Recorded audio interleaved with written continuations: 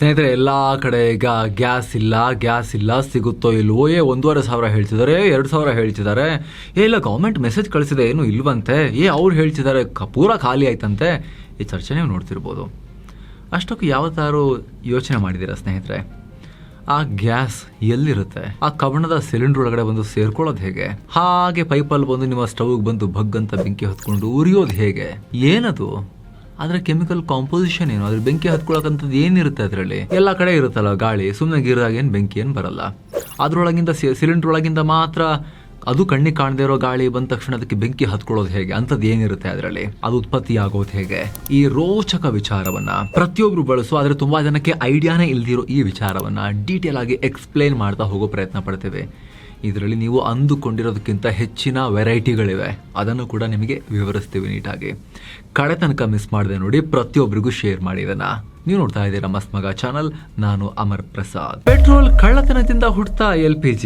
ಸ್ನೇಹಿತರೆ, ಕರ್ನಾಟಕ ಮುಖ್ಯಮಂತ್ರಿ ಸಿದ್ದರಾಮಯ್ಯ ಪತ್ರ ಬರೆದು ನಮಗೆ ಗ್ಯಾಸ್ ಸಮಸ್ಯೆ ಆಗ್ತಿದೆ ಕೊಡ್ರಿ ಅಂತ ಹೇಳಿ ಮೋದಿ ಅವರಿಗೆ ಲೆಟರ್ ಬರೆದು ಕೇಳೋ ಮಟ್ಟಿಗೆ ಗಲಾಟೆ ಉಂಟು ಮಾಡ್ತಿರೋ ಈ ಗ್ಯಾಸ್ ದೂರದ ಅರಬ್ ನಾಡಿನಿಂದ ಅದು ಹೆಂಗೆ ಬಂದು ಇಲ್ಲಿಗೆ ಸಿಲಿಂಡರ್ ಒಳಗಡೆ ಸೇರ್ಕೊಳ್ಳುತ್ತೆ? ಅದೆಲ್ಲ ನೋಡೋಕ್ಕಿಂತ ಮುಂಚೆ ಇದರ ಹುಟ್ಟಿನ ಕತೆ ನೋಡಿ. ಗ್ಯಾಸ್ ಹೆಂಗೆ ಹುಟ್ಕೊಳ್ತು? ಯಾವ ವಿಜ್ಞಾನಿಯೂ ಲ್ಯಾಬ್ನಲ್ಲಿ ಇದನ್ನು ಕೂತ್ಕೊಂಡು ಕಂಡುಹಿಡಿಯಲಿಲ್ಲ. ಬದಲಾಗಿ ಇದರ ಹಿಂದೆ ಒಂದು ಇಂಟ್ರೆಸ್ಟಿಂಗ್ ಸ್ಟೋರಿ ಇದೆ. ಅದು 1910ರ ಟೈಮ್. ಅಮೆರಿಕದಲ್ಲಿ ಫೋರ್ಡ್ ಕಂಪನಿಯ ಹೊಸ ಕಾರುಗಳ ಕ್ರೇಜ್ ಜೋರಾಗಿತ್ತು, ಮಾಡೆಲ್ T. ನಾವು ನಿಮಗೆ ಫೋರ್ಡ್ ಅವರ ಲೈಫ್ ಸ್ಟೋರಿ ಹೇಳೋ ಟೈಮ್ನಲ್ಲಿ ಇದ್ರ ಬಗ್ಗೆ ಎಕ್ಸ್ಪ್ಲೈನ್ ಮಾಡಿದ್ವಿ. ಆಗ ಒಬ್ಬರು ಕಾರ್ ಓನರ್ ಫುಲ್ ಪೆಟ್ರೋಲ್ ಹಾಕಿಸ್ಕೊಂಡು ಮನೆಗೆ ಹೋದ್ರೆ ದಾರಿಲಿ ಅರ್ಧ ಪೆಟ್ರೋಲ್ ಮಾಯ ಆಗ್ತಾ ಇತ್ತು. ದಿನ ಹೀಗೆ ಆಗ್ತಾ ಇತ್ತು. ಪೆಟ್ರೋಲ್ ಬಂಕ್ನವರೇ ಮೋಸ ಮಾಡ್ತಿರೋದು ಅಂತ ಹೇಳಿ ಓನರ್ ಸೀದಾ ಸರ್ಕಾರಕ್ಕೆ ದೂರು ಕೊಟ್ಟರು. ಪೆಟ್ರೋಲ್ ಕಳ್ಳ ಯಾರು ಅಂತ ಹುಡುಕೋ ಜವಾಬ್ದಾರಿ ಅಮೆರಿಕದ ಡಾಕ್ಟರ್ ವಾಲ್ಟರ್ ಸ್ನೆಲ್ಲಿಂಗ್ ಅನ್ನೋ ಕೆಮಿಸ್ಟ್ಗೆ ಬಿತ್ತು. ಡಾಕ್ಟರ್ ಸ್ನೆಲ್ಲಿಂಗ್ ಒಂದು ಕುದುರೆ ಗಾಡಿ ತಗೊಂಡು ಆ ಪೆಟ್ರೋಲ್ ಬಂಕ್ಗೆ ಬಂದರು. ಒಂದು ದೊಡ್ಡ ಗಾಜಿನ ಬಾಟಲ್ನಲ್ಲಿ ಪೆಟ್ರೋಲ್ ತುಂಬಿ ಅದಕ್ಕೆ ಟೈಟ್ ಆಗಿ ಒಂದು ಕಾರ್ಕ್ ಅಂದರೆ ಮುಚ್ಚಳವನ್ನು ಹಾಕಿ ಮನೆಗೆ ಹೊರಟರು. ಅರ್ಧ ದಾರಿಯಲ್ಲಿ ಆಗಿದ್ದೆ ಬೇರೆ. ಪೆಟ್ರೋಲ್ ಬಾಟಲ್ನಲ್ಲಿದ್ದ ಆ ಮುಚ್ಚಳ ಪದೇ ಪದೇ ಪ್ರೆಷರ್ಗೆ ಪಟಾಕಿ ಥರ ಸಿಡಿದು ಹೊರಗೆ ಬರ್ತಾ ಇತ್ತು. ಆಗ ಡಾಕ್ಟರ್ ಸ್ನೆಲ್ಲಿಂಗ್ಗೆ ಅಸಲಿ ವಿಚಾರ ಗೊತ್ತಾಯಿತು. ಪೆಟ್ರೋಲ್ ಯಾರು ಕದಿತಾ ಇರಲಿಲ್ಲ, ಬದಲಾಗಿ ಪೆಟ್ರೋಲ್ ಜೊತೆಗೆ ಸೇರ್ಕೊಂಡಿದ್ದ ಕೆಲ ವೈಲ್ಡ್ ಗ್ಯಾಸಸ್ ಗಾಳಿಯಲ್ಲಿ ಆವಿಯಾಗಿ ಎವಾಪರೇಟ್ ಆಗಿ ಹೊರಗೆ ಚಿಮ್ತಾ ಇದ್ವು ಅಂತ. ಹಾರಿ ಹೋಗ್ತಿದ್ದ ಆ ಗ್ಯಾಸ್ ಎಷ್ಟು ಪವರ್ಫುಲ್ ಆಗಿತ್ತು ಅಂದರೆ ಟೈಟ್ ಆಗಿದ್ದ ಮುಚ್ಚಳವನ್ನು ಕಿತ್ತು ಹಾಕುವಷ್ಟು. ಅದನ್ನು ನೋಡಿ ಅವರಿಗೆ ಐಡಿಯಾ ಹೊಳಿತು. ಈ ಗ್ಯಾಸನ್ನು ಕರೆಕ್ಟಾಗಿ ಕಂಟ್ರೋಲ್ ಮಾಡಿದ್ರೆ ಅದೇ ಸಪ್ರೇಟ್ ಎನರ್ಜಿ ಆಗ್ಬೋದು ಅಂತ. ಯಾವುದೋ ಹಳೆ ಹೀಟರ್ನ ಕಾಯಿಲ್ ಮತ್ತು ಲ್ಯಾಬ್ನಲ್ಲಿದ್ದ ವಸ್ತುಗಳನ್ನು ಇಟ್ಕೊಂಡ್ರು. ಆ ಹಾರಿ ಹೋಗ್ತಿದ್ದ ಅನಿಲವನ್ನು, ಗ್ಯಾಸನ್ನು ಹಿಡಿದು ಸಪ್ರೇಟ್ ಮಾಡಿ ಅದನ್ನು ಶೇಖರಣೆ ಮಾಡಿದ್ರು. 1912ರ ಹೊತ್ತಿಗೆ ಆ ಗ್ಯಾಸ್ಗಳಿಗೆ ಸ್ವಲ್ಪ ಪ್ರೆಷರ್ ಹಾಕಿ ಅದನ್ನು ಲಿಕ್ವಿಡ್ ದ್ರವ ರೂಪಕ್ಕೆ ತಂದರು. ಅಲ್ಲಿಗೆ ಹುಟ್ಕೊಳ್ತು LPG. ನಿಮ್ಮೆಲ್ಲರ ಅಡುಗೆ ಮನೆಯನ್ನು ಆಳ್ತಾ ಇರೋ ಲಿಕ್ವಿಫೈಡ್ ಪೆಟ್ರೋಲಿಯಂ ಗ್ಯಾಸ್. ಹೊರಗೆ ಬರ್ತಾ ಗಾಳಿ, ಆದರೆ ಸಿಲಿಂಡರ್ ಒಳಗಡೆ ನೀರಿನ ತರ ಸೌಂಡ್ ಯಾಕೆ? ಸ್ನೇಹಿತರೆ, ಲಿಕ್ವಿಫೈಡ್ ಪೆಟ್ರೋಲಿಯಂ ಗ್ಯಾಸ್, ದ್ರವೀಕೃತ ಪೆಟ್ರೋಲಿಯಂ ಅನಿಲ. ಅದರಲ್ಲಿ ಎರಡು ಕೆಮಿಕಲ್ ಕಾಂಪೊನೆಂಟ್ಸ್ ಇರೋದು ಮುಖ್ಯವಾಗಿ. ಒಂದು ಪ್ರೊಪೇನ್, ಇನ್ನೊಂದು ಬ್ಯೂಟೇನ್. ನಾವೆಲ್ಲರೂ ಅಂದ್ಕೊಂಡ ಹಾಗೆ ಸಿಲಿಂಡರ್ ಒಳಗಡೆ ಇರೋದು ಬರೀ ಒಂದೇ ಗ್ಯಾಸ್ ಅಲ್ಲ, ಬದಲಾಗಿ ಪ್ರೊಪೇನ್ ಮತ್ತು ಬ್ಯೂಟೇನ್ ಎರಡನ್ನ ಸೇರಿಸಿ ಮಿಶ್ರಣ ಮಾಡಿರೋ ಒಂದು ಮಿಕ್ಸ್ಚರ್. ಆದ್ರೆ ಇಲ್ಲೊಂದು ಇಂಟ್ರೆಸ್ಟಿಂಗ್ ವಿಚಾರ ಏನು ಗೊತ್ತಾ? ಈ ಎರಡು ಗ್ಯಾಸ್ಗಳನ್ನು ಮಿಕ್ಸ್ ಮಾಡೋ ಫಾರ್ಮುಲಾ ಇದೆಯಲ್ಲ, ಅದು ಜಗತ್ತಿನ ಎಲ್ಲ ಕಡೆ ಒಂದೇ ರೀತಿ ಇರಲ್ಲ. ಅಮೆರಿಕ, ಯುರೋಪ್ನಂಥ ರಾಷ್ಟ್ರಗಳಲ್ಲಿ, ವಿಪರೀತ ಚಳಿ ಇರೋ ರಾಷ್ಟ್ರಗಳಲ್ಲಿ ಪ್ರೊಪೇನ್ ಜಾಸ್ತಿ ಬಳಸ್ತಾರೆ. ಯಾಕಂದರೆ ವಾತಾವರಣದಲ್ಲಿ -ಡಿಗ್ರಿ ಚಳಿ ಇದ್ರೂ ಕೂಡ ಪ್ರೊಪೇನ್ ಈಸಿಯಾಗಿ ಆವಿಯಾಗುತ್ತೆ, ವೇಪರೈಸ್ ಆಗುತ್ತೆ. ಆದರೆ ನಮ್ಮ ಭಾರತದ ಹಾಗೆ ನಾರ್ಮಲ್ ಟೆಂಪರೇಚರ್ ಇರೋ ಜಾಗಗಳಲ್ಲಿ ಸಿಲಿಂಡರ್ ಒಳಗಡೆ ಬ್ಯೂಟೇನ್ ಪ್ರಮಾಣ ಜಾಸ್ತಿ ಇರುತ್ತೆ.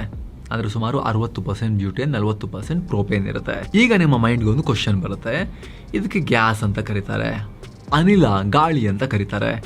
ಆದರೆ ಸಿಲಿಂಡರ್ ಅಲ್ಲಾಡಿಸಿದಾಗ ಕಳಕ್ ಅನ್ನುತ್ತಲ್ಲ, ನೀರಿನ ಥರ ಸೌಂಡ್ ಬರುತ್ತಲ್ಲ, ತುಳುಕುತ್ತಲ್ಲ, ಯಾಕೆ ಅಂತ? ಉತ್ತರ ಸಿಂಪಲ್.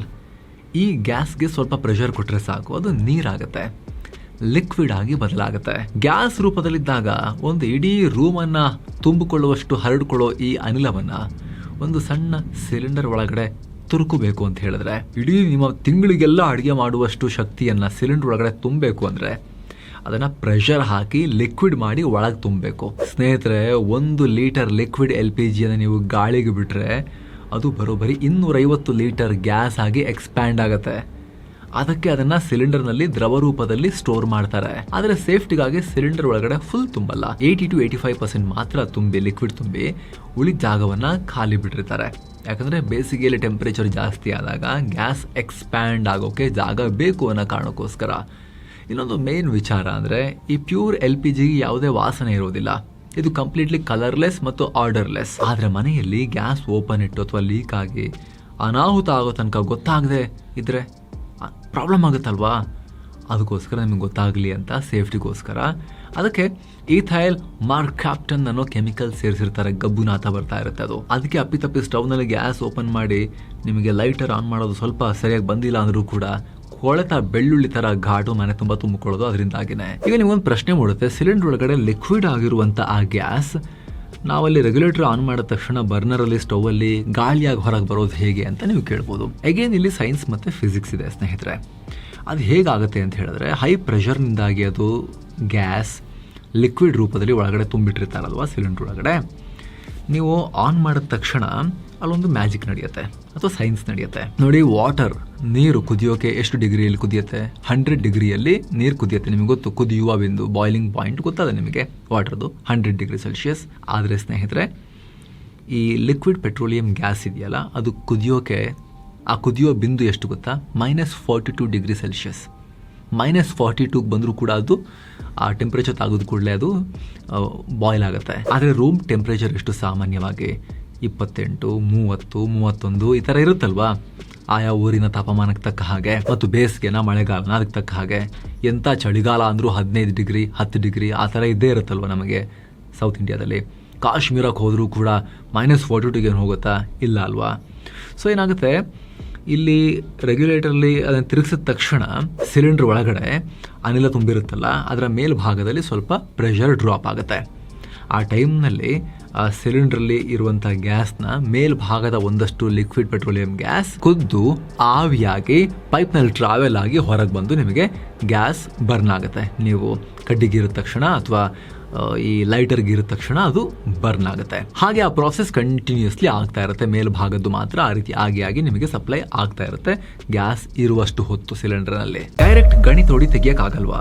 ಆಗಲ್ಲ ಸ್ನೇಹಿತರೆ. ಯಾಕಂದ್ರೆ ಭೂಮಿ ಆಳದಲ್ಲಿ ಎಲ್ಲೂ ಕೂಡ ಡೈರೆಕ್ಟ್ ಆಗಿ ಇದೇ LPG ಗ್ಯಾಸ್ ಅಂತ ಎಲ್ಲೂ ಕೂಡ ಸಿಗಲ್ಲ. ನಿಜ ಹೇಳ್ಬೇಕಂದ್ರೆ ಇದೊಂದು ಬೈ ಪ್ರಾಡಕ್ಟ್, ಉಪ ಉತ್ಪನ್ನ. ಬೇರೆ ಯಾವುದನ್ನೋ ರೆಡಿ ಮಾಡಬೇಕಾದ್ರೆ ಉಚಿತವಾಗಿ ಸಿಗೋ ಒಂದು ವಸ್ತು ಇದು. ಈ LPG ಉತ್ಪಾದನೆಗೆ ಮುಖ್ಯವಾಗಿ ಎರಡು ದಾರಿ ಇರೋದು. ಮೊದಲನೇದು ನ್ಯಾಚುರಲ್ ಗ್ಯಾಸ್ ಪ್ರಾಸೆಸಿಂಗ್. ಭೂಮಿ ಅಡಿಯಿಂದ ನೈಸರ್ಗಿಕ ಅನಿಲ ತೆಗೆಯುವಾಗ ಅದರಲ್ಲಿ ಮೀಥೇನ್ ಜೊತೆಗೆ ಈ ಪ್ರೋಪೇನ್, ಬ್ಯೂಟೇನ್, ಪೆಂಟೇನ್ ಈ ರೀತಿ ಹಲವು ಗ್ಯಾಸ್ಗಳು ಮಿಕ್ಸ್ ಆಗಿರ್ತವೆ. ಅದನ್ನ ದೊಡ್ಡ ದೊಡ್ಡ ಫ್ರಾಕ್ಷನೇಷನ್ ಟವರ್ಗಳಿಗೆ ಕಳಿಸಿ ಅಲ್ಲಿ ಈ LPG ಗ್ಯಾಸ್ಗಳನ್ನ ಅಂದರೆ ಪ್ರೋಪೇನ್, ಬ್ಯೂಟೇನ್ ಅನ್ನ ಮಾತ್ರ ಸಪರೇಟ್ ಮಾಡ್ತಾರೆ. ಗ್ಲೋಬಲ್ ಆಗಿ 60% LPG ಬರೋದು ಇದೇ ಪ್ರಾಸೆಸ್ನಿಂದ. ಎರಡನೇ ದಾರಿ ಅಂದರೆ ಕ್ರೂಡ್ ಆಯಿಲ್ ರಿಫೈನಿಂಗ್. ಭೂಮಿಯಿಂದ ತೆಗೆದ ಕಚ್ಚಾ ತೈಲವನ್ನು ರಿಫೈನರಿಗಳಲ್ಲಿ ದೊಡ್ಡ ದೊಡ್ಡ ಡಿಸ್ಟಿಲೇಷನ್ ಕಾಲಮ್ನಲ್ಲಿ ಹಾಕಿ ವಿಪರೀತವಾಗಿ ಕುದಿಸ್ತಾರೆ. ಆ ಕಚ್ಚಾ ತೈಲ ಕುದ್ದು ಅದರಿಂದ ಪೆಟ್ರೋಲ್, ಡೀಸೆಲ್, ಸೀಮೆ ಎಣ್ಣೆ ಸಪರೇಟ್ ಆಗುವಾಗ ಅದರ ಜೊತೆಯಲ್ಲೇ ಬೈ ಪ್ರಾಡಕ್ಟ್ ಆಗಿ ಈ ಲೈಟ್ ಹೈಡ್ರೋಕಾರ್ಬನ್ಸ್ ಗ್ಯಾಸ್ ರೂಪದಲ್ಲಿ ಹೊರಬರುತ್ತೆ. ಪೆಟ್ರೋಲ್, ಡೀಸೆಲ್ ಮಾಡುವಾಗಲೂ ಕೂಡ ಹೊರಬರುತ್ತೆ. ಆ ರೀತಿ ಹೊರಬಂದ ಗ್ಯಾಸನ್ನು ಹಿಡಿದು ಬಂಧಿಸಿ ಅದನ್ನು ಕಂಪ್ರೆಸ್ ಮಾಡಿ LPG ಮಾಡ್ತಾರೆ. ಗ್ಲೋಬಲ್ ಆಗಿ 40% ಗ್ಯಾಸ್ ಬರೋದು ಈ ರಿಫೈನರಿಗಳಿಂದಲೇ. ನಮ್ಮ ದೇಶದಲ್ಲಿ ಗ್ಯಾಸ್ ಇಲ್ವಾ? ಆಗತ್ತೆ, ನಮ್ಮ ರಾಷ್ಟ್ರದಲ್ಲೂ ಉತ್ಪಾದನೆ ಆಗತ್ತೆ. ಆದರೆ ನಮ್ಮ ದೇಶಕ್ಕೆ ಸಾಕಾಗಲ್ಲ ಅಷ್ಟೇ. ಉದಾಹರಣೆಗೆ ಗುಜರಾತ್ನ ಜಾಮ್ನಗರದಲ್ಲಿರೋ ರಿಲಯನ್ಸ್ ರಿಫೈನರಿ, ಪಾಣಿಪತ್ನಲ್ಲಿರೋ ಇಂಡಿಯನ್ ಆಯಿಲ್ ಕಾರ್ಪೊರೇಷನ್ ರಿಫೈನರಿ, ಕೊಚ್ಚಿಲಿರೋ BPCL ಹಾಗೂ ನಮ್ಮ ಮಂಗಳೂರಲ್ಲಿರೋ MRPL, ಹಾಗೆ ಮಹಾರಾಷ್ಟ್ರದ ಉರಾನ್ ಮತ್ತು ಗುಜರಾತ್ನ ಹಜೀರಾದಲ್ಲಿರೋ ONGC ಪ್ಲಾಂಟ್ಗಳಲ್ಲಿ ಭರ್ಜರಿಯಾಗಿ LPG ಪ್ರೊಡ್ಯೂಸ್ ಮಾಡ್ತಾರೆ. ಆದರೆ ನಮ್ಮ ದೇಶದಲ್ಲಿ ಹುಟ್ಟೋ ಈ ಗ್ಯಾಸ್ ನಮ್ಮ ಬೃಹತ್ ಡಿಮ್ಯಾಂಡ್ಗೆ ಸಾಲಲ್ಲ. ಪಾಪ್ಯುಲೇಷನ್ ಜಾಸ್ತಿ ಅಲ್ವಾ. ಆನೆ ಹೊಟ್ಟೆಗೆ ಅರೆಕಾಸಿನ ಮಜ್ಜಿಗೆ ರೀತಿ ಆಗುತ್ತೆ ಅಷ್ಟೇ. ಅದು ಡೇಟಾ ಪ್ರಕಾರ ಭಾರತ ವರ್ಷಕ್ಕೆ ಸುಮಾರು 31-32 ಮಿಲಿಯನ್ ಟನ್ನಷ್ಟು LPGಯನ್ನು ಕನ್ಸ್ಯೂಮ್ ಮಾಡುತ್ತೆ. ಇದರಲ್ಲಿ 87% ಗ್ಯಾಸ್ ನಮ್ಮ ನಿಮ್ಮಂಥ ಮನೆಗಳಲ್ಲೇ ಉರಿದು ಹೋಗುತ್ತೆ. ಆದರೆ ಎಷ್ಟೊಂದು ಡಿಮ್ಯಾಂಡ್ ಇದೆಯಲ್ಲ, ನಮ್ಮ ದೇಶದಲ್ಲಿ ತಯಾರಾಗೋದು ಅದರಲ್ಲಿ ಬರೀ 38% ಮಾತ್ರ. ಕಾಲು ಭಾಗಕ್ಕಿಂತ ಚೂರು ಜಾಸ್ತಿ ನಾವು ಉತ್ಪತ್ತಿ ಮಾಡ್ಕೊತೀವಿ, ಅರ್ಧಕ್ಕಿಂತ ಕಮ್ಮಿ ನಾವು ಉತ್ಪತ್ತಿ ಮಾಡ್ಕೊತೀವಿ. ಉಳಿದ 62% ಸುಮಾರು 19-22 ಮಿಲಿಯನ್ ಟನ್ನಷ್ಟು ಗ್ಯಾಸನ್ನು ನಾವು ಹೊರ ರಾಷ್ಟ್ರಗಳಿಂದ ಇಂಪೋರ್ಟ್ ಮಾಡ್ಕೊಳ್ತೇವೆ. ನಿಮ್ಗೆ ಗೊತ್ತಿರಲಿ, ಜಗತ್ತಲ್ಲಿ ಅತಿ ಹೆಚ್ಚು LPG ಇಂಪೋರ್ಟ್ ಮಾಡ್ಕೊಳ್ಳೋ ರಾಷ್ಟ್ರಗಳಲ್ಲಿ ಚೈನಾ ಬಿಟ್ಟರೆ ಭಾರತನೇ 2ನೇ ಸ್ಥಾನದಲ್ಲಿದೆ. ಅದಕ್ಕಾಗಿ ನಾವು ಪ್ರಮುಖವಾಗಿ ಸೌದಿ ಅರೇಬಿಯಾ, ಖತರ್, UAE, ಕುವೈತ್ನಂತಹ ಮಿಡಲ್ ಈಸ್ಟ್ ರಾಷ್ಟ್ರಗಳ ಮೇಲೆ ಡಿಪೆಂಡ್ ಆಗಿದ್ದೇವೆ. ಇತ್ತೀಚೆಗೆ ಅಮೆರಿಕದಿಂದಲೂ ಕೂಡ ಸ್ವಲ್ಪ ಗ್ಯಾಸ್ ತರಿಸ್ಕೊಳ್ತಾ ಇದ್ದೇವೆ. ಇಲ್ಲಿ ಇನ್ನೊಂದು ಇಂಟ್ರೆಸ್ಟಿಂಗ್ ವಿಚಾರವನ್ನು ತಿಳ್ಕೋಬೇಕು ನಾವು. ನಮ್ಮ ದೇಶದಲ್ಲಿ ಸಿಲಿಂಡರ್ ರೇಟ್ ಹೇಗೆ ಫಿಕ್ಸ್ ಆಗುತ್ತೆ ಗೊತ್ತಾ? ನಮ್ಮ ಸರ್ಕಾರ ಫಿಕ್ಸ್ ಮಾಡುತ್ತಾ? ಇಲ್ಲ. ಇದನ್ನು ಫಿಕ್ಸ್ ಮಾಡೋದು ಅರಬ್ ನಾಡಿನ ಸೌದಿ ಅರಾಮ್ಕೋ ಅನ್ನೋ ಬೃಹತ್ ಕಂಪನಿ. ಅವರು ಪ್ರತಿ ತಿಂಗಳು Saudi contract price Saudi CP ಅನ್ನ ಅನೌನ್ಸ್ ಮಾಡ್ತಾರೆ. ಇಂಟರ್ನ್ಯಾಷನಲ್ ಮಾರ್ಕೆಟ್ನಲ್ಲಿ ಈ ಸೌದಿ CP ರೇಟ್ ಏರಿಳಿತ ಆದಾಗ್ಲೆಲ್ಲ ನಮ್ಮ ದೇಶದಲ್ಲೂ ಕೂಡ ಕಮರ್ಷಿಯಲ್ ಸಿಲಿಂಡರ್ ಬೆಲೆ ದಿಢೀರಂತ ಜಾಸ್ತಿ ಅಥವಾ ಕಮ್ಮಿ ಆಗತ್ತೆ. ಸಮುದ್ರದ ಮೇಲಿನ ಡೇಂಜರಸ್ ಜರ್ನಿ. ಸರಿ, ಅರಬ್ ನಾಡಲ್ಲಿ ಹುಟ್ಟೋ ಈ ಗ್ಯಾಸ್ ಅನ್ನ ಹಿಡಿದು ಬಿಟ್ಟು ತುಂಬಿಟ್ಟು ಭಾರತಕ್ಕೆ ತರೋದು ಹೇಗೆ? ಅಷ್ಟು ಸುಲಭ ಅಲ್ಲ ಸ್ನೇಹಿತರೆ, ಇದು ಡೇಂಜರಸ್ ಜರ್ನಿ ಇದು. ಇದಕ್ಕೋಸ್ಕರ ಸಮುದ್ರದಲ್ಲಿ ಬೃಹತ್ ಹಡಗುಗಳು ಓಡಾಡ್ತವೆ. ಇವುಗಳನ್ನ VLGC ಅಂತಾರೆ, ವೆರಿ ಲಾರ್ಜ್ ಗ್ಯಾಸ್ ಕ್ಯಾರಿಯರ್ಸ್ ಅಂತ ಕರೀತಾರೆ. ಆದರೆ ಮಿಡಲ್ ಈಸ್ಟ್ನಲ್ಲಿ ಯುದ್ಧ ಅಥವಾ ಸಂಘರ್ಷ ಶುರುವಾದಾಗ ಮೊದಲು ಪೆಟ್ಟು ಬೀಳೋದೇ ಈ ಸಪ್ಲೈ ಚೈನ್ಗೆ.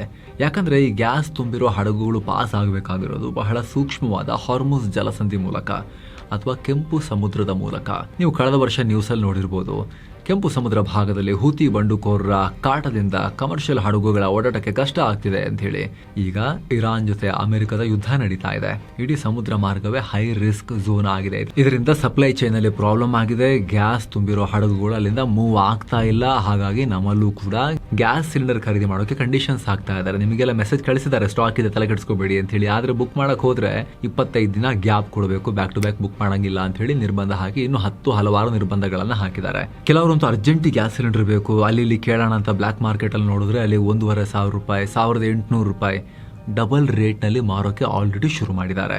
ಕಮರ್ಷಿಯಲ್ ಸಿಲಿಂಡರ್ಗಳ ರೇಟ್ ಅಂತೂ 3,000 ರೂಪಾಯಿ ಅಪ್ವರ್ಡ್ಸ್ ಕೇಳ್ತಾ ಇದ್ದಾರೆ ಅನ್ನೋದೆಲ್ಲ ಈಗ ಕಂಪ್ಲೇಂಟ್ ಶುರು ಆಗಿದೆ. ಸುಮ್ಮನೆ ಸ್ಟೋರ್ ಮಾಡಕ್ಕಾಗಲ್ವಾ ತಗೊಂಡು? ಸ್ನೇಹಿತರೆ, ಪೆಟ್ರೋಲ್, ಡೀಸೆಲ್ ಅಥವಾ ಕಚ್ಚಾ ತೈಲದ ವಿಚಾರಕ್ಕೆ ಬಂದ್ರೆ ನಮ್ಮ ದೇಶದಲ್ಲಿ ತುರ್ತು ಪರಿಸ್ಥಿತಿಗೆ ಅಂತ ಹೇಳಿ ಸುಮಾರು 25 ದಿನಕ್ಕಾಗುವಷ್ಟು ಎಮರ್ಜೆನ್ಸಿ ಸ್ಟಾಕ್ ಇದ್ದೇ ಇರುತ್ತೆ. ಸಮ್ಟೈಮ್ಸ್ 74 ಡೇಸ್ಗಾಗುವಷ್ಟು ಇದೆ ಅಂತ ಹೇಳಿ ನಮ್ಮ ದೇಶದಲ್ಲಿ ಅವಾಗವಾಗ ಮಾಹಿತಿ ಬರೋದನ್ನ ನೀವು ನೋಡಿರ್ಬೋದು. ಆದ್ರೆ LPG ವಿಚಾರದಲ್ಲಿ ನಮ್ಮ ಸ್ಟೋರೇಜ್ ಕೆಪಾಸಿಟಿ ತುಂಬಾ ಕಮ್ಮಿ ಇದೆ. ನಮ್ಮಲ್ಲಿರೋ ಸ್ಟಾಕ್ ಕೇವಲ 10 ರಿಂದ 15 ದಿನಕ್ಕೆ ಮಾತ್ರ ಸಾಕಾಗತ್ತೆ. ಇವಾಗ ಒಂದು ಲಾಜಿಕಲ್ ಪ್ರಶ್ನೆ ಬರುತ್ತೆ, ನಮ್ಮ ಹತ್ರ ದುಡ್ಡಿದೆ, ಜಾಗನೂ ಈ ವಿಶಾಲ ಭಾರತದಲ್ಲಿ ಬೇಕಾದಷ್ಟಿದೆ, ಸ್ಟೋರ್ ಮಾಡಿಡಕ್ಕಾಗಲ್ವಾ? ಶಾಂತಿ ಕಾಲದಲ್ಲಿ ತಂದು ದೊಡ್ಡ ಟನಲ್ ತರ ಮಾಡಿ ಗುಹೆಗಳನ್ನು ಮಾಡಿ ಈಗ ಪೆಟ್ರೋಲಿಯಂ ಶೇಖರಣೆ ಮಾಡಿರ್ತಿದೀವಲ್ಲ ನಾವು, ಹಾಗೆ ಇದನ್ನ ಶೇಖರಣೆ ಮಾಡೋಕ್ಕಾಗಲ್ವಾ ಅಂತ ನೀವು ಕೇಳ್ಬೋದು. ಉತ್ತರ ಖಂಡಿತ ಆಗಲ್ಲ. ಯಾಕಂದ್ರೆ ಇದು ನೀರಲ್ಲ, ಗ್ಯಾಸ್. ಪೆಟ್ರೋಲ್, ಡೀಸೆಲ್ ಅಥವಾ ಕಚ್ಚಾ ತೈಲವನ್ನ ದೊಡ್ಡ ಸಿಮೆಂಟ್ ಟ್ಯಾಂಕ್ಗಳಲ್ಲಿ ನೀರು ತುಂಬಿಟ್ಟ ಹಾಗೆ ತುಂಬಿಡ್ಬೋದು. ಆದರೆ LPG ಹಾಗಲ್ಲ. ಇದನ್ನ ಲಿಕ್ವಿಡ್ ರೂಪದಲ್ಲಿ ಸ್ಟೋರ್ ಮಾಡಿ ಇಡಬೇಕು ಅಂತ ಹೇಳಿದ್ರೆ ಮೇಲೆ ಸಿಕ್ಕಾಪಟ್ಟೆ ಪ್ರೆಷರ್ ಹಾಕಬೇಕು. ಇದಕ್ಕೆ ಅಂತಲೇ ಸ್ಪೆಷಲ್ ಆದ ದಪ್ಪನೆಯ ಕಬ್ಬಿಣದ ಗುಂಡಗಿರೋ ಟ್ಯಾಂಕ್ಗಳನ್ನ, ಸ್ಪೆರಿಕಲ್ ಟ್ಯಾಂಕ್ಗಳನ್ನ ಕಟ್ಟಬೇಕು. ಅಥವಾ ಮಂಗಳೂರಿನಲ್ಲಿ HPCL ಅವರು ಬರೋಬ್ಬರಿ 80,000 ಮೆಟ್ರಿಕ್ ಟನ್ ಕೆಪಾಸಿಟಿಯ ದೇಶದ ಅತಿ ದೊಡ್ಡ ಅಂಡರ್ ಗ್ರೌಂಡ್ ಸ್ಟೋರೇಜ್ ಕಟ್ಟಿದಾರಲ್ಲ, ಆ ತರಹ ಭೂಮಿಯ 100 ಅಡಿ ಆಳದಲ್ಲಿ ಬಂಡೆಗಳನ್ನ ಕೊರೆದು ಸ್ಪೆಷಲ್ ಗುಹೆಗಳನ್ನ ಮಾಡಬೇಕು. ಇಷ್ಟೆಲ್ಲ ಇದ್ರೂ ಕೂಡ ನಮ್ಮ ಡಿಮಾಂಡ್ಗೆ ಹೋಲಿಸಿದ್ರೆ ಈ ಸ್ಟೋರೇಜ್ ಫೆಸಿಲಿಟಿ ಎಷ್ಟಂತ ಮಾಡೋಕ್ಕಾಗತ್ತೆ? ಸಾಕಾಗಲ್ಲ. ಈಗ ನಮ್ಮ ಭಾರತದಲ್ಲಿರೋ ಒಟ್ಟು ಶೇಖರಣಾ ಸಾಮರ್ಥ್ಯ 1 ಮಿಲಿಯನ್ ಟನ್ ಅಷ್ಟು. ಅದು ಎಲ್ಲಿಗೂ ಸಾಕಾಗಲ್ಲ. ಇದನ್ನ 10 ಮಿಲಿಯನ್ ಟನ್ಗೆ ಏರಿಸಬೇಕು ಅಂದ್ರೆ ಅಗೇನ್ ಸಾವಿರಾರು ಕೋಟಿ ರೂಪಾಯಿ ಬಂಡವಾಳವನ್ನ ಸುರಿಬೇಕು. ಎಲ್ಲಕ್ಕಿಂತ ಮುಖ್ಯವಾಗಿ ಸೇಫ್ಟಿ ವಿಚಾರ. ಇಷ್ಟು ದೊಡ್ಡ ಪ್ರಮಾಣದ ಹೈ ಪ್ರೆಷರ್ ಗ್ಯಾಸ್ ಅನ್ನ ಒಂದೇ ಕಡೆ ಸ್ಟೋರ್ ಮಾಡೋದು ಒಂದು ದೊಡ್ಡ ಟೈಮ್ ಬಾಂಬ್ ಮೇಲೆ ಅಡಿಗಡೆ ಹಿಡ್ಕೊಂಡು ಮೇಲೆ ಕೂತಷ್ಟೇ ಅಪಾಯಕಾರಿ. ಒಂದು ಸಣ್ಣ ಲೀಕೇಜ್ ಆದರೂ ಕೂಡ ಇಡೀ ಊರೇ ಉರಿದು ಹೋಗಿ ಸ್ಫೋಟ ಆಗುವ ಅನಾಹುತ ಕೂಡ ಇರುತ್ತೆ.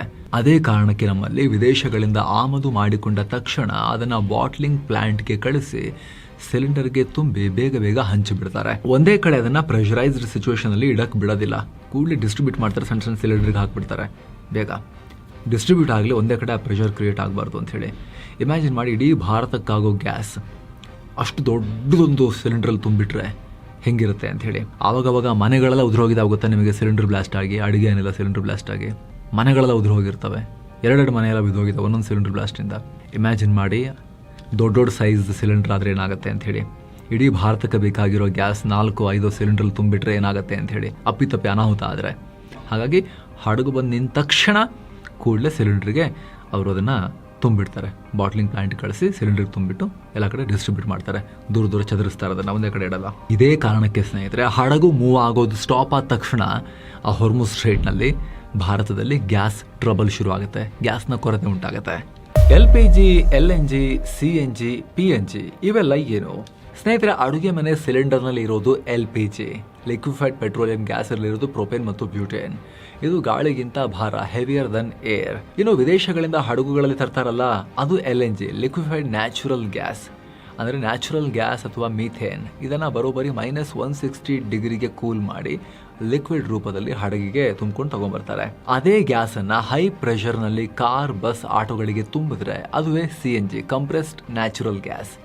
ಮತ್ತು ಅದೇ ಗ್ಯಾಸನ್ನು ಕಮ್ಮಿ ಪ್ರೆಷರ್ನಲ್ಲಿ ನಿಮ್ಮ ಮನೆಗೆ ಡೈರೆಕ್ಟಾಗಿ ಪೈಪ್ ಮೂಲಕ ಕೊಟ್ಟರೆ ಅದುವೇ ಪೈಪ್ಡ್ ನ್ಯಾಚುರಲ್ ಗ್ಯಾಸ್. PNG ಗಾಳಿಗಿಂತ ಹಗುರ, ಲೀಕ್ ಆದರೂ ಕ್ಷಣಾರ್ಧದಲ್ಲಿ ಆವಿಯಾಗಿ ಹೋಗ್ಬಿಡುತ್ತೆ. ಹಾಗಾಗಿ ಸೇಫ್ಟಿ ದೃಷ್ಟಿಯಿಂದಲೂ LPGಗಿಂತ PNG ಸೇಫ್ ಅಂತ ಕನ್ಸಿಡರ್ ಆಗುತ್ತೆ. ಮುಂದೇನ್ ದಾರಿ? ಸಿಲಿಂಡರ್ ಯುಗ ಅಂತ್ಯ ಆಗತ್ತಾ? ಸರ್ಕಾರ ಈಗ 3 ಪ್ರಮುಖ ಪ್ಲಾನ್ಗಳನ್ನ ಮಾಡ್ತಾ ಇದೆ ಸ್ನೇಹಿತರೆ. ಮೊದಲನೇದು ಇದೆ PNG, ಸಿಲಿಂಡರ್ ಗಲಾಟೆನೇ ಬೇಡ ಅಂತ ದೇಶದ 400ಕ್ಕೂ ಅಧಿಕ ಜಿಲ್ಲೆಗಳಲ್ಲಿ ಪೈಪ್ ಮೂಲಕ ಡೈರೆಕ್ಟ್ ಗ್ಯಾಸ್ ಕೊಡೋ ಪ್ರಾಜೆಕ್ಟ್ ನಡೀತಾ ಇದೆ. ಮುಂದಿನ ದಿನಗಳಲ್ಲಿ 12ರಿಂದ 13 ಮಿಲಿಯನ್ ಮನೆಗಳಿಗೆ, ಅಂದರೆ ಹತ್ತತ್ರ 1,30,00,000 ಮನೆಗಳಿಗೆ ಇದನ್ನು ಕನೆಕ್ಟ್ ಮಾಡೋ ಬೃಹತ್ ಗುರಿಯನ್ನು ಹಾಕೊಳ್ಳಲಾಗಿದೆ. ಎರಡನೇದು ಎಲೆಕ್ಟ್ರಿಕ್ ಕುಕಿಂಗ್, ಫ್ಯೂಚರ್ನಲ್ಲಿ ಇಂಡಕ್ಷನ್ ಸ್ಟವ್ಗಳ ಬಳಕೆ ಹೆಚ್ಚು ಮಾಡೋದು. ಮೂರನೇದು ಸೋಲಾರ್ ಕುಕಿಂಗ್, ಉದಾಹರಣೆಗೆ ಇಂಡಿಯನ್ ಆಯಿಲ್ ಬಿಡುಗಡೆ ಮಾಡಿರೋ ಸೂರ್ಯ ನೂತನ್ ಇಂಥ ಹೈಬ್ರಿಡ್ ಸೋಲಾರ್ ಒಲೆಗಳನ್ನು ಹಳ್ಳಿಗಳಲ್ಲಿ ಪರಿಚಯಿಸೋದು. ಆದರೆ ಎಲ್ಲ ಆಲ್ಟರ್ನೇಟಿವ್ಗಳು ಮನೆ ತಲುಪೋವರೆಗೂ ನಮ್ಮ ದೇಶದ LPG ಸಿಸ್ಟಮ್ ತುಂಬಾ ಸೂಕ್ಷ್ಮವಾಗಿದೆ. 60% ನಾವು ಇಂಪೋರ್ಟ್ ಮೇಲೆ ಡಿಪೆಂಡ್ ಆಗಿದ್ದೇವೆ. ನಮ್ಮ ಸ್ಟೋರೇಜ್ ಇರೋದು ಕೇವಲ 2 ವಾರಕ್ಕೆ 140 ಕೋಟಿ ಜನಕ್ಕೆ. ಹಾಗಾಗಿನೇ ಇದು ಇಡೀ ದೇಶವನ್ನೇ ಅಲುಗಾಡಿಸೋ ವಿಚಾರ. PM ಇಂದ CM ತನಕ ಎಲ್ಲರೂ ಕೂಡ ತಲೆ ಕೆಡಿಸ್ಕೊಂಡು ಬೇಗ ಯುದ್ಧೋಪಾದಿಯಲ್ಲಿ ತಯಾರಿ ಮಾಡಬೇಕಾಗಿರೋ ವಿಚಾರ. ಜನಸಾಮಾನ್ಯರ ಮನೆಯಲ್ಲೂ ಸಂಕಟಕ್ಕೆ ಕಾರಣ ಆಗಬಹುದಾಗಿರೋ ವಿಚಾರ. ಇಷ್ಟೆಲ್ಲ ವಿಚಾರ ಇದೆ ನೋಡಿ. ಸೈನ್ಸ್, ಇತಿಹಾಸ ಮತ್ತು ಜಿಯೋ ಪಾಲಿಟಿಕ್ಸ್ ಎಲ್ಲ ಅಡಗಿದೆ ಇದರ ಹಿಂದೆ. ಸೊ ಮುಂದಿನ ಸಲ ಗ್ಯಾಸ್ ಆನ್ ಮಾಡಿದಾಗ ಇದು ಎಷ್ಟು ದೂರದಿಂದ ನಿಮ್ಮ ಮನೆಗೆ ಬಂದಿದೆ ಯೋಚನೆ ಮಾಡ್ಕೊಳ್ಳಿ. ಅರಬ್ಬರ್ ನಾಡಿಂದ ತೋಡ್ಬಿಟ್ಟು ನಿಮ್ಮನೆ ಸ್ಟವ್ಗೆ ಅದು ನಳಿಗೆಗೆ ಬಂದಿದೆ ಅಂತ ಅರ್ಥ ಮಾಡ್ಕೋಬೇಕು ನೀವು. ಈ ಮಾಹಿತಿ ಇಷ್ಟ ಆಗಿದ್ರೆ ಸ್ನೇಹಿತರೆ ಲೈಕ್ ಮಾಡಿ, ಈ ವಿಡಿಯೋವನ್ನು ಪ್ರತಿಯೊಬ್ಬರಿಗೂ ಶೇರ್ ಮಾಡಿ, ಮಾಹಿತಿಯನ್ನು ತಲುಪಿಸಿ. ಹಾಗೆ ಮಸ್ತ್ ಮಗ ಚಾನಲ್ಗೆ ನೀವು ವಿಡಿಯೋ ಕೆಳಗಿರೋ ಜಾಯಿನ್ ಬಟನ್ ಮೂಲಕ ಪ್ರೀಮಿಯಂ ಮೆಂಬರ್ ಕೂಡ ಆಗ್ಬೋದು. ಆವಾಗ ಇಂತಹ ಮತ್ತಷ್ಟು ನಾಲೆಜ್ ಎನ್ಹ್ಯಾನ್ಸಿಂಗ್ ವೀಡಿಯೋಸ್ನ ನೀವು ಅಲ್ಲಿ ಮೆಂಬರ್ ಓನ್ಲಿ ವೀಡಿಯೋಸನ್ನು ಕೂಡ ನೋಡೋಕೆ ಶುರು ಮಾಡ್ಬೋದು. ಆಸಕ್ತರು ಮಿಸ್ ಇಲ್ಲದೆ ಚೆಕ್ ಮಾಡಿ. ಮತ್ತೆ ಭೇಟಿ ಆಗ್ತಿರೋಣ ಸ್ನೇಹಿತರೆ. ನಮಸ್ತೆ.